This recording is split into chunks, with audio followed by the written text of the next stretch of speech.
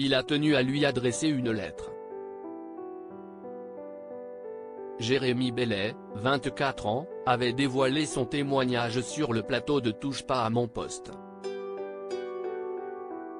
En effet, celui qui avait passé des soirées avec Pierre Palmade, lui a envoyé un courrier dont le contenu est aujourd'hui dévoilé. 2 mois après le drame, j'ai trouvé les mots pour écrire ma peine.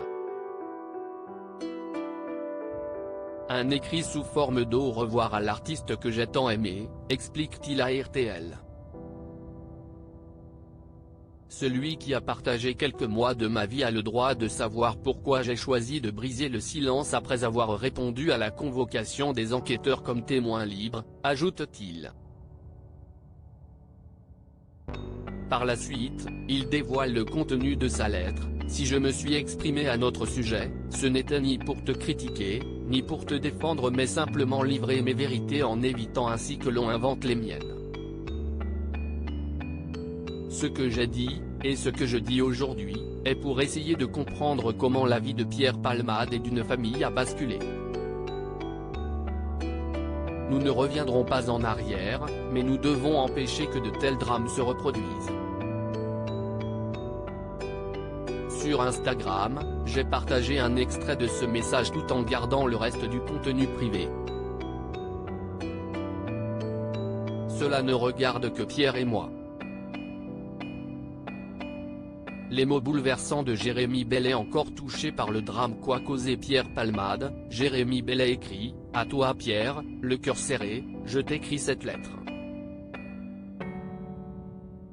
Il m'aura fallu 2 mois pour arriver à rédiger ces quelques mots qui te sont destinés. Mon Dieu que la vie est dure depuis cette nuit du 10 février 2023.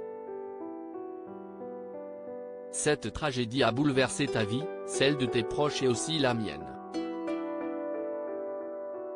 Elle a plongé une famille dans le deuil et mes pensées ne peuvent se détacher d'elle. De cette affaire je ne suis que le dommage collatéral d'une histoire passée. » Des mots bouleversants. À propos de l'auteur passionné de People, j'écris sur Closer depuis 2020.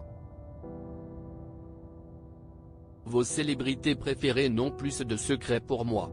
Ces derniers articles et Charles III, c'était ça le code. Gilles Boulot lève le voile sur un geste étonnant des gardes. Hauts-de-Seine, une simple querelle à la caisse d'un supermarché débouche sur un terrible drame. Didier Deschamps, manipulateur, menteur. Attaqué par un célèbre journaliste, il prend des